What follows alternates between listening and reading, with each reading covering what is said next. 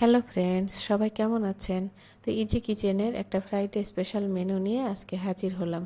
তো ইজি কিচেনের যেহেতু বৈশিষ্ট্যই সব কিছু সহজভাবে করা, তো আজকে আমার এই রেসিপিটাও থাকবে অনেক সহজ এবং সাধারণভাবে করা। তো আজকে থাকছে চিলি চিকেন। এখানে আমি ফ্রাইডের একটা স্পেশাল থালি নিয়েছি, কিন্তু সবগুলো আইটেম একসাথে দেখাতে গেলে ভিডিওটা অনেক বড় হয়ে যায়। এজন্য আমি এক একটা রেসিপি আলাদাভাবে দেখাবো। তো চিলি চিকেন আমি ফার্স্টে একটা মুরগির বুকের মাংস, বুকের হাড় সহই কিন্তু কুচি কুচি করে নিয়েছি। যারা হাড় পছন্দ করেন না, হাড়টা ফেলে শুধু সলিড মাংস নেবেন। তো মাংসের সাথে আমি ফার্স্টে চিলি চিকেন, আদা, রসুন এবং শুকনো ঝালের গুঁড়া ও গোলমরিচের গুঁড়া মাখিয়ে আধা ঘন্টা রেস্টে রাখেছিলাম। কারো কাছে সময় থাকলে কিন্তু সে 1 ঘন্টাও রাখতে পারেন।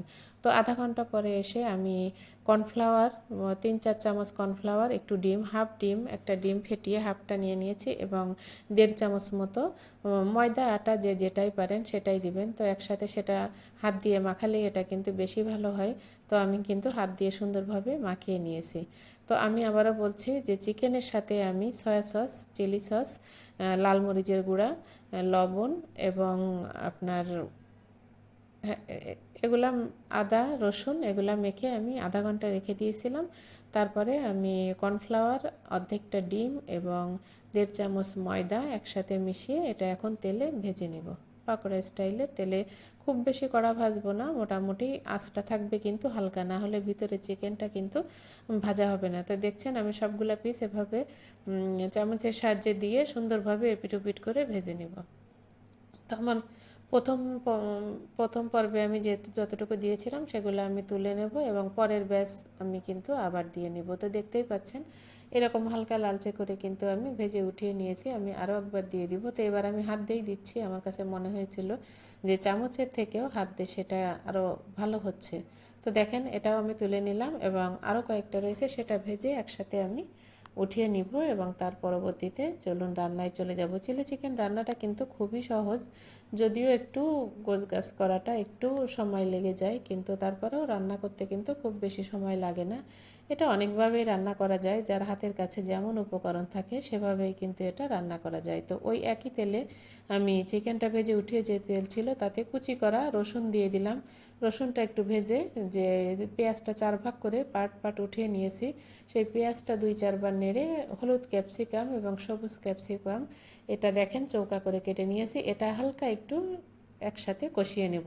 এটার কালারটা কিন্তু সুন্দর থাকবে, খুব বেশি তেলে কষানো যাবে না, আবার খুব বেশি সেদ্ধও করা যাবে না। এটা 50% সেদ্ধ হবে, 50 বা 60% এরকম স্টাইলেই রান্না করতে হবে। তো দেখেন একটু নাড়াচাড়া করে এখানে আমি একটা মিশ্রণ গুলে রেখেছি। এখানে সয়া সস, টমেটো সস,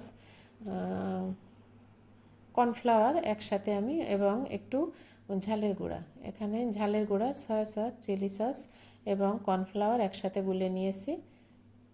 গুলে একটু জল দিয়ে আমি কিন্তু মিশ্রণটা দিয়ে দিচ্ছি।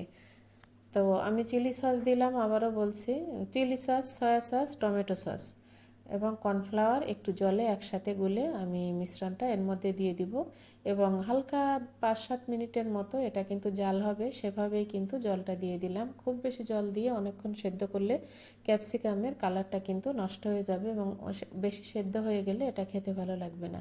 তো একসাথে জল দিয়ে আমি একটু হালকা ঢাকনা দিয়ে রেখেছিলাম। দেখতেই পাচ্ছেন এটা যেহেতু কর্নফ্লাওয়ার দেওয়া, সেহেতু খুব বেশি জাল দরকার হবে না, এটা কিন্তু ঘন হয়ে এমনিতেই যাবে।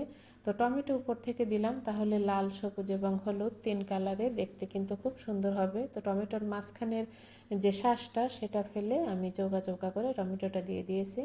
তো রান্নাটা কিন্তু প্রায় শেষের দিকে। এখন সাদা যে তিল আছে কিছুটা তিল দিয়ে দিলাম। তিল দিলে কিন্তু এটা দেখতেও যেমন চমৎকার লাগে, খেতেও কিন্তু অনেক বেশি ভালো লাগে। তো দেখেন সেটা দিয়ে দিয়ে আমি একটু নাড়ায়, ক্যাপসিকামটা কিন্তু মোটামুটি সেদ্ধ হয়েছে, 80% সেদ্ধ হয়েছে। পুরাপুরি সেদ্ধ করলে কিন্তু খেতে ভালো লাগে না। তো এখনই আমি দেখেন নামিয়ে নিচ্ছি।